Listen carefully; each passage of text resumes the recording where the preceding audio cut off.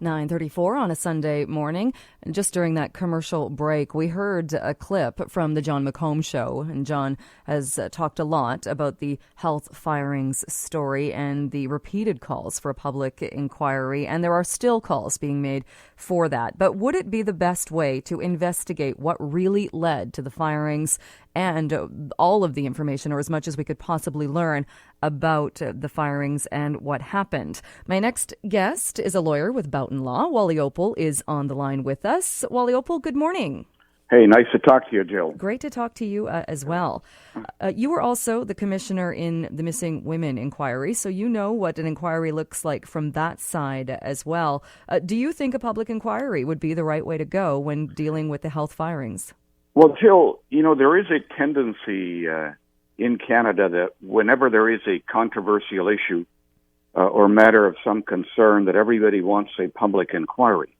And public inquiries can be good. They can provide answers to very difficult questions, and they can provide recommendations to prevent mistakes from being repeated.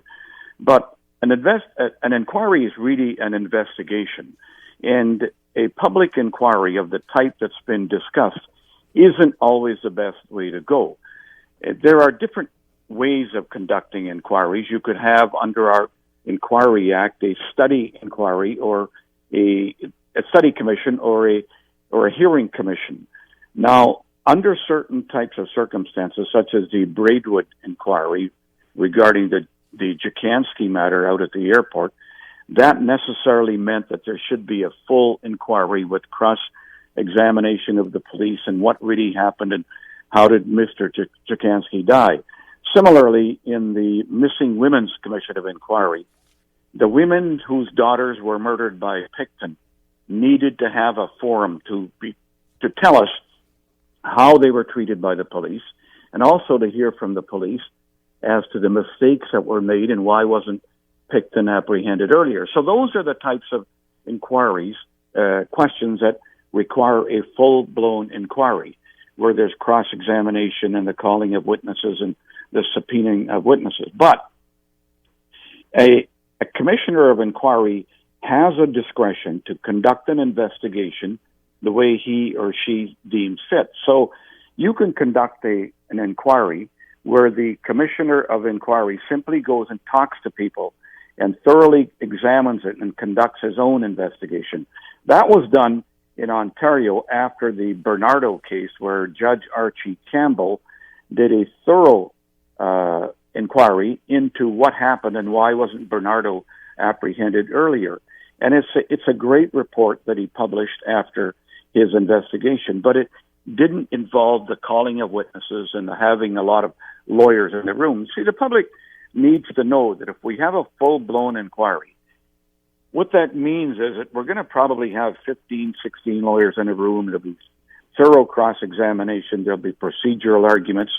And all of those things will take place. There'll be delays, and there'll be the costs that'll be involved. In my inquiry, the Pickton inquiry, at any given time, we had 19, 20, 21 lawyers in the room, and all of them will want to cross-examine. So if you want a fast answer, if you want a quick, fair answer, it may be more appropriate to appoint someone independent who can use his or her discretion to conduct the investigation and give us the answers that everybody wants. Would that person, though, be able to get the answers when we're talking about people in this case who are very close to government, who are very close to the Premier, and even the ombudsperson in this case is saying that perhaps a public inquiry would be the best way to investigate? Well, the ombudsman is in a somewhat different position. And what his position has been that under the act in which he operates, that he doesn't have that type of power.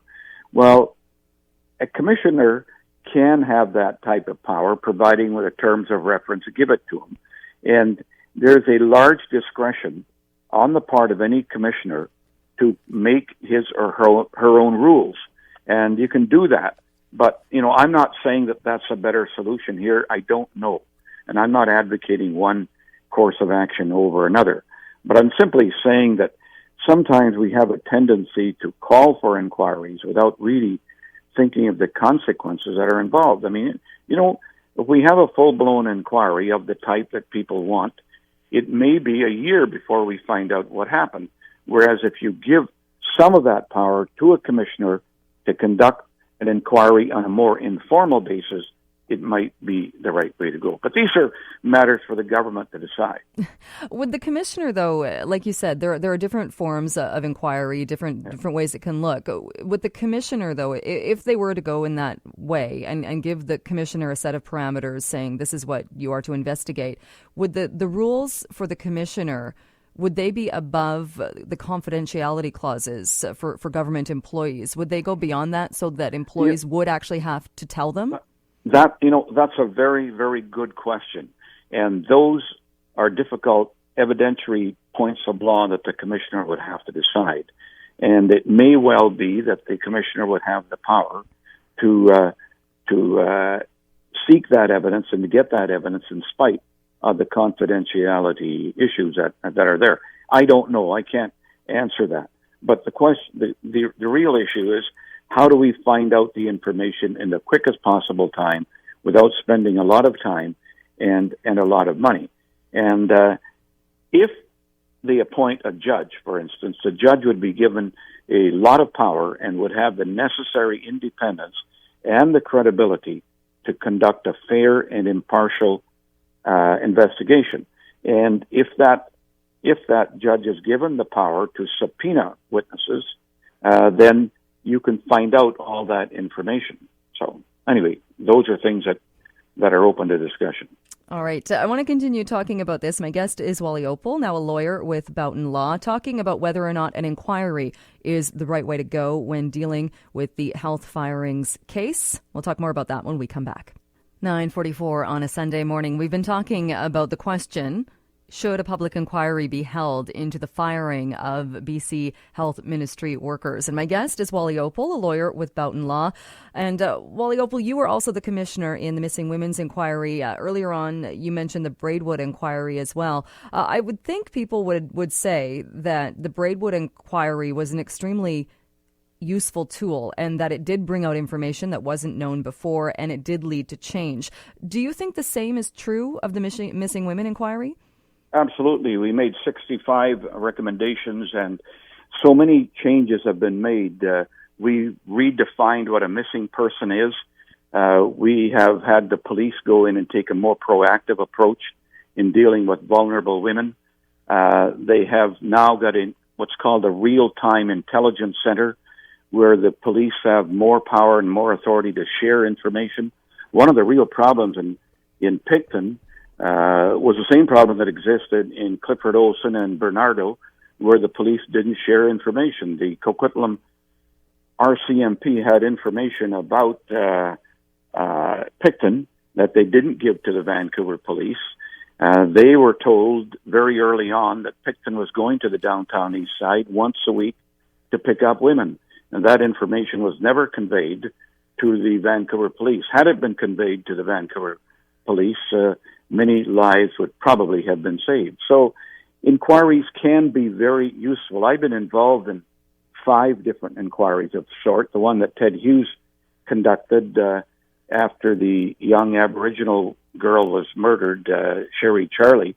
It was very useful because the office of Mary Ellen Turpel-Lafond was created as a result of that. And the Frank Paul inquiry that we appointed Bill Davies, and that resulted in a lot of changes. So a lot of these inquiries can result in positive changes. And in the Picton inquiry,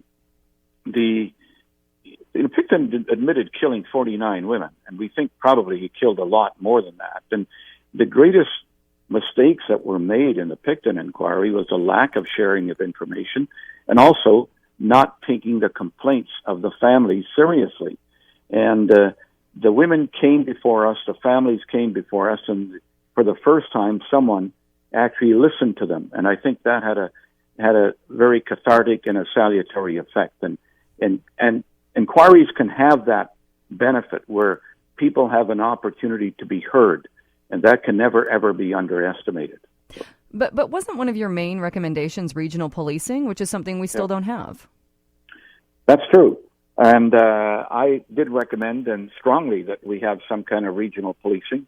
And what the police, what the cities have done is they've now developed different means of communicating so that a lot of the problems that existed during the Picton years no longer exist because they are sharing information through Prime and through their real-time intelligence center that didn't exist at that time. Having said that, I still think that a full regional police force with decentralized forms of policing, like different regions would have their own precincts, would still be the better way to go, particularly when it comes to costs and efficiency and all of those matters. But doesn't that kind of point to a recommendation from an inquiry and a major finding from an inquiry not being implemented and then question, well, what's the point of having that then? Well, what the government did there was they gave more power to the Attorney General to get together teams of policing so that the Attorney General now has a greater power to control policing by getting together teams of policing, IHIP and organizations such as that, where they share information, where people become specialized in a particular area. So there has been a lot of positive movement towards regional policing, but the real issue about regional policing is that the mayors like their own type of policing. So there's a political roadblock as far as the provincial government is concerned. You know, if the city of Port Moody or the city of North Vancouver or West Vancouver or Delta, they like their own police forces and they think they're getting a better form of policing, then it's difficult for the provincial government to impose a type of policing system over them, over the requests and the wants of the individual cities and municipalities. It's interesting that we're talking about this now, too, because even if we look back to last Thursday, the media was following up on the shooting of a City of Vancouver worker. We had members of IHIT telling us that they didn't give information to Vancouver police. We had the Vancouver police chief telling us they got their information from IHIT. We had IHIT holding a news conference saying they invited Vancouver to be there to explain their side of the story. Vancouver wasn't there. And the question was raised there, do we need regional policing? Because all the public wants to know is what's going on. Is there a killer on the loose? And we don't know what to tell them. Well, you know, that's a legitimate question, and it's a legitimate concern for the public, that the public needs to know what happened. And there may be explanations, but really when something like that happens, it really wasn't their finest hour. That is very, very true. Just before I let you go, we started off talking about inquiries. You made the point, too, that the Missing Women Inquiry, it gave a platform, it gave an ear to people who had never been heard before. And that is very important. But at what cost? Because inquiries are extremely expensive. And is there not some other way that can be achieved? Jill, that's exactly the point that I raised. I mean, our inquiry, the Picton inquiry, cost close to $10 million. That's a lot of money. But at the same time, you can't really put a price on justice. The women who were poor, drug addicted, homeless, were ignored by all the authorities. And so it gave them a real opportunity to be heard, to tell the public what happened to them when they went to the policing authorities to tell about their daughters who were missing. And that has a very positive effect. So it's important that those people who have been wronged get an opportunity to be heard, and they have the full opportunity to be heard. And that was one of the real benefits and the positive outcomes of the Commission of Inquiry into Missing and Murdered Women. Wally Opal, it's always great to talk with you. I thank you so much for taking some time to be with us this morning. Always good to talk to you, Jill. All right. You too. Thanks so much.